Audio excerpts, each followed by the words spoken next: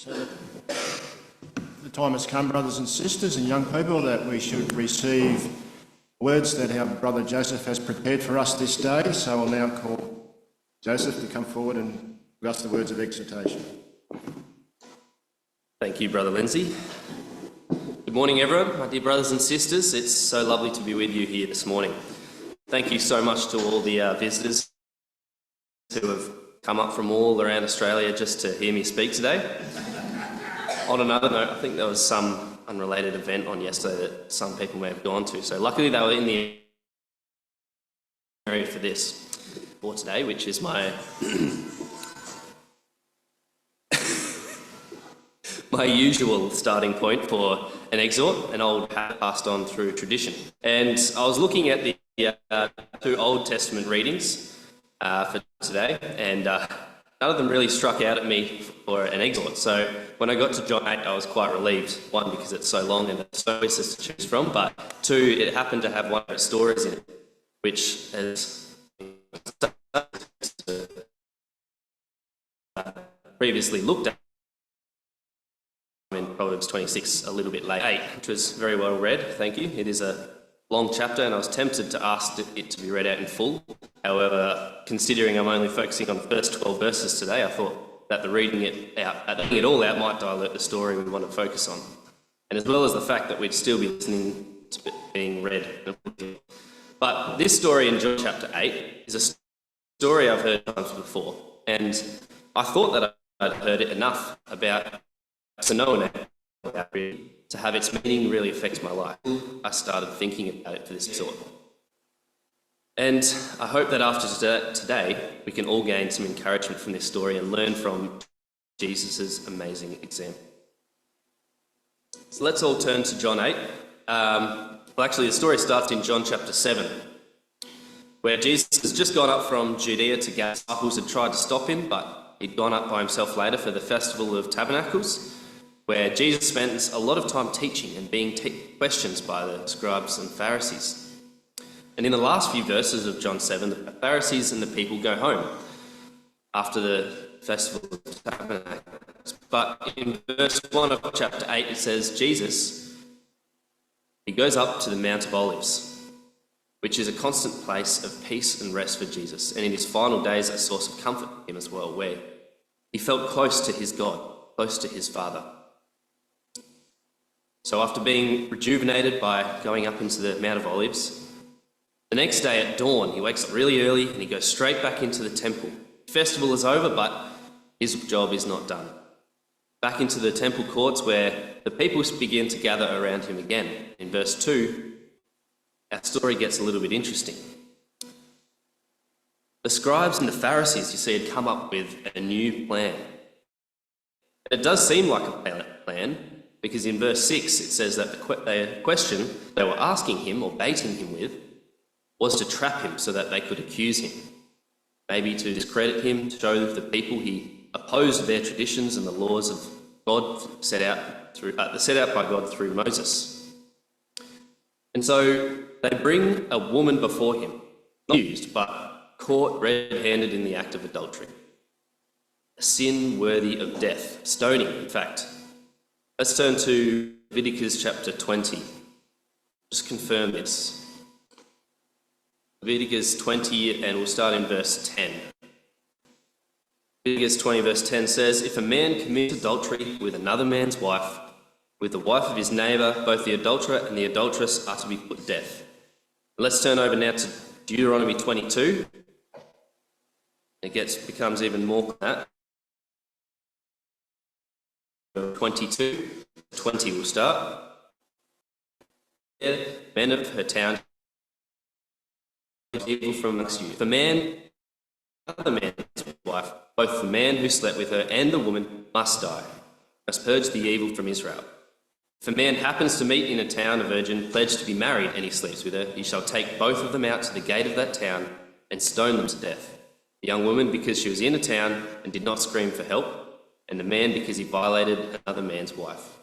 You must purge the evil from among you. So it's very clear cut where the Pharisees were getting this idea of stoning from, back in Leviticus and Deuteronomy.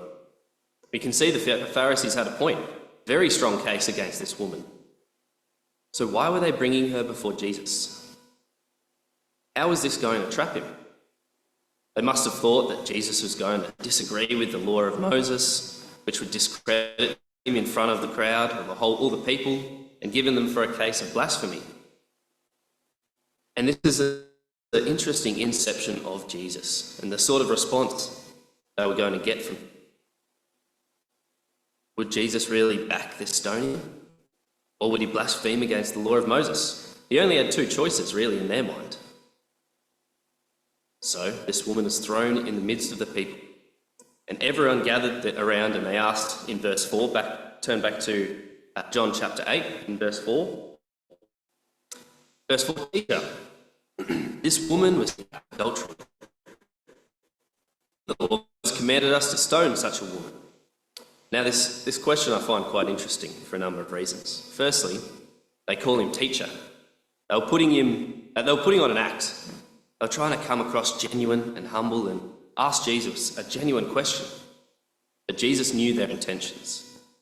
And secondly, this question is asked, the way this question is asked, it makes me wonder, where is the man in this? Even back in Leviticus and Deuteronomy, both the man and the woman would be stoned together. But here, they've only brought the woman. Now, if she was caught in the act, surely the man must have been there as well. But why did they bring just the woman? And even at the end of the question, in the law, Moses commanded us to stone such women.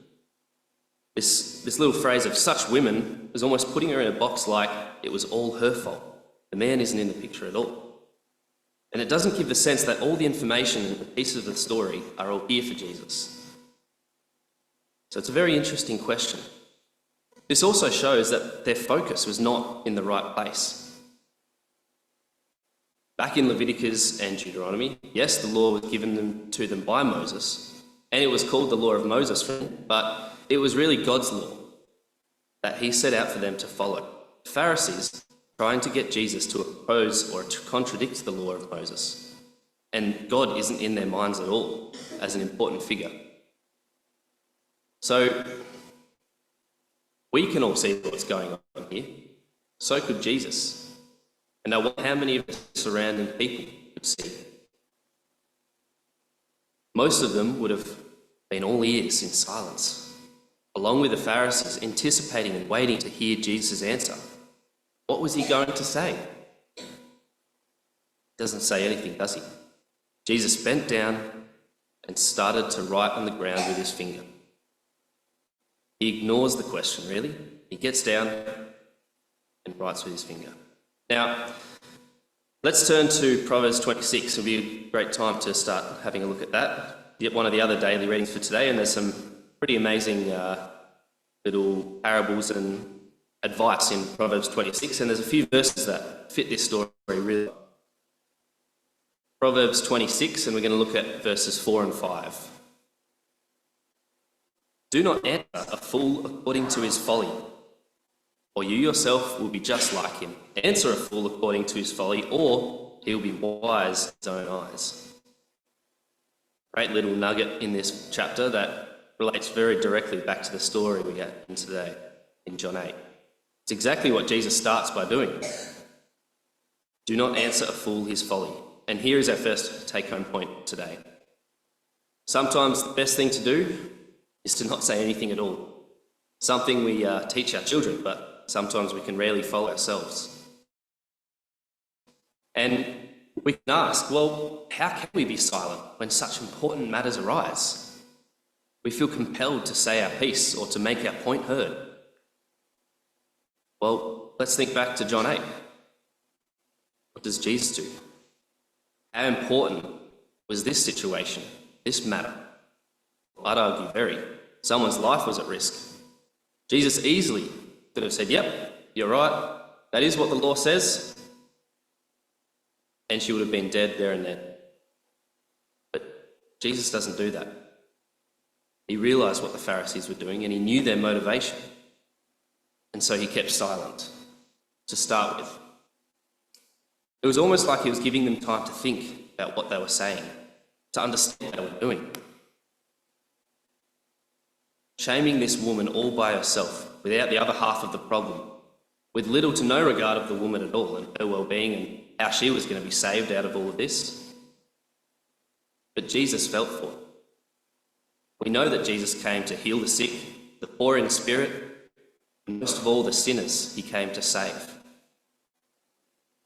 Something he had told the people over and over again. But the Pharisees, they didn't understand. They didn't take the opportunity to reflect. But instead they were intent trying to get an answer out of Jesus to trap him. That was their motivation. In verse 7, back in John 8, let's turn back there, continue our story. They continue to question him.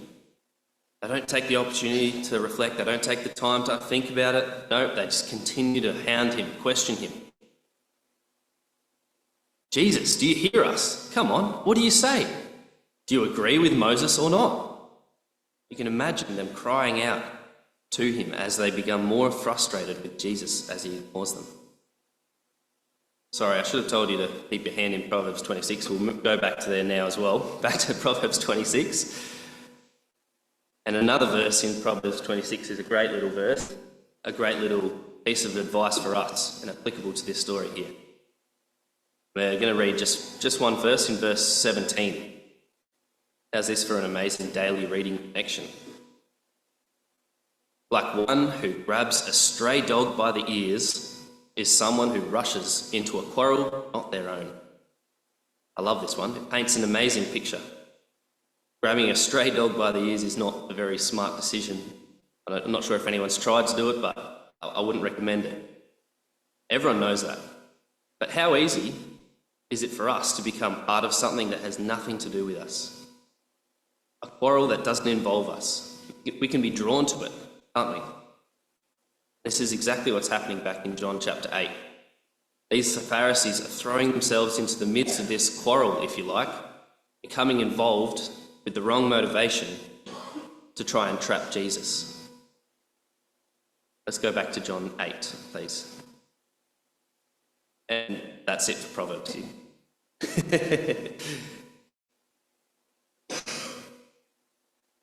Verse 7 again, when they kept on questioning him, he straightened up, said to them, "Let any one of you who is without sin be the first to throw a stone at her." And again he stooped down and wrote on the ground. And here Jesus finally answers the question posed by the Pharisees. You can imagine the silence and anticipation of the people in the crowd around as Jesus finally straightens up from writing in the dirt and words start to come from his mouth. But here we have another classic Jesus response.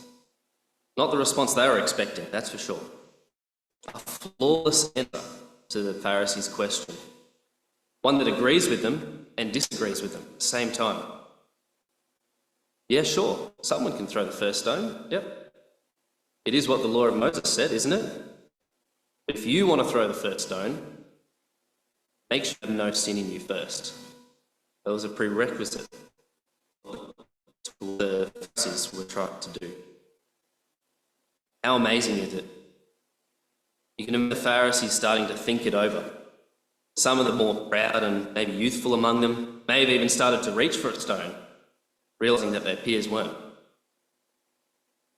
One by one, starting with the eldest, people and the Pharisees start to slowly melt away as they realise that each individual there doesn't have the right to condemn this woman to death. Maybe as a mob, with mob mentality, that we so often see in the other cases like Stephen, when they stoned him, or when they wanted to throw Jesus off a cliff, then maybe the people might have continued to stone this woman. But Jesus threw it back on the individual. Who will throw the first stone? And in this instance, diffused the situation.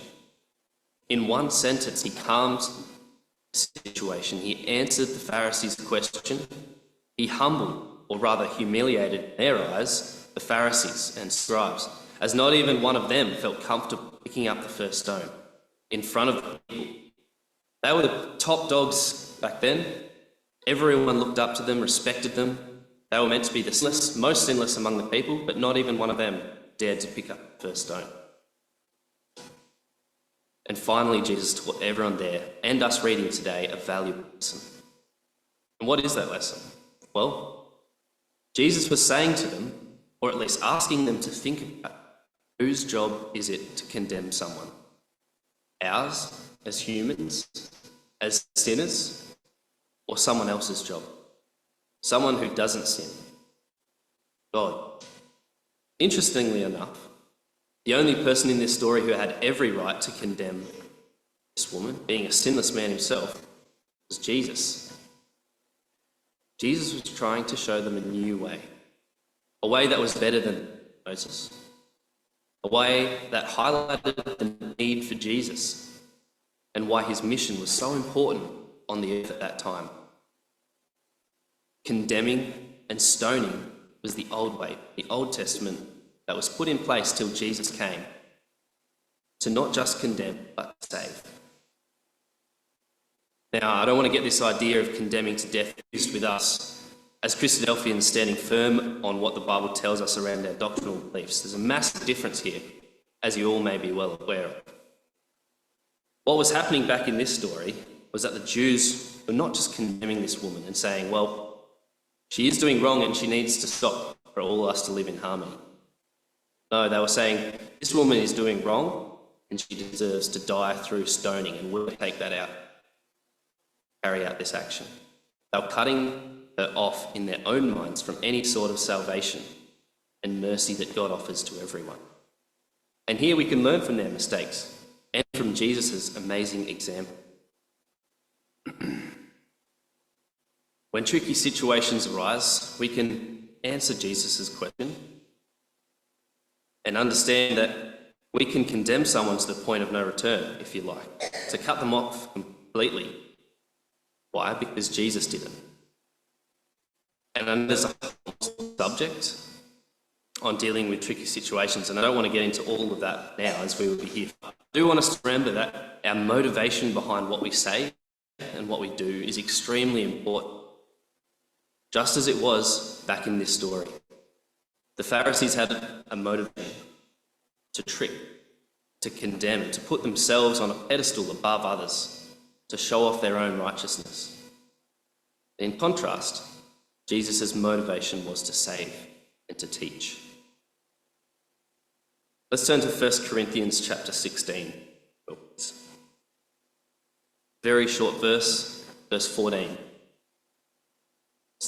1 Corinthians 16 verse 14 says, "Let everything you do be done in love." Which I feel hits the nail on the head perfectly. Let our motivation in the way we deal with our brothers and sisters, our young people, our children, everyone that we need, that is following Jesus' example. Let's finish our story back in John chapter 8 and verse 9. Starting in verse 9, at this, those who heard began to go away one at a time, the older ones first, until only Jesus was left with the woman standing there. Jesus straightened up and asked her, "Where are they? Has no one condemned you?" She replied, "No one, sir." "Then neither do I condemn you," Jesus said. "Go now and leave." I love this part of the story. We're told here it's a little unique relationship Jesus builds with one condition. "Has no one condemned you? Then neither do I. Go and change." And this one little conversation, I have no doubt, would have changed this woman's whole life. And this is what Jesus wants for every single one of us. To have a little unique relationship with us that affects our whole life. Just like this woman. We all long to hear those exact words this woman heard back in this story. It would change us in a massive way. If that's what we want for ourselves, then let's all want it for each other. We all want Jesus to say that, I don't condemn you. Finally, we get to verse 12. When Jesus spoke again to the people, he said, "I am the light of the world. Whoever follows me will never walk in darkness, but will have the light of life." This is what Jesus wants from us, to walk in the light, to have love in our hearts, rather than judgment and condemnation. He wants us to have the same goal as himself and his Father, to save. Now we have the emblems before us. The bread and wine, symbols of God's love for us, as he allowed his only Son to die for us. A symbol of Jesus' body and blood, poured out for us in love, in the hope that we would respond in kind to the calling we have to help each other to God's kingdom, that through his mercy he has offered us. Jesus said that he is the light. It is our job to follow that light and to walk in it as we come here week by week to be here with each other and remember what he has done for us, to replenish our oil so that we are ready for his return. Let's finish with a little challenge to us all for the coming week. Let's think about how we can show God's light to someone around us that may need it, just as Jesus did. Have the salvation for those around us as our true motivation behind our actions. Let's turn to our last quote for today in Luke 12. Luke 12 and verse 2, one of my favourite quotes and a very well-known one. "Do not be afraid, flock, for your Father has been pleased to give you the kingdom." And remember that is applicable to not only ourselves, but to our brothers and sisters, to everyone around us. God wants us all to be there together.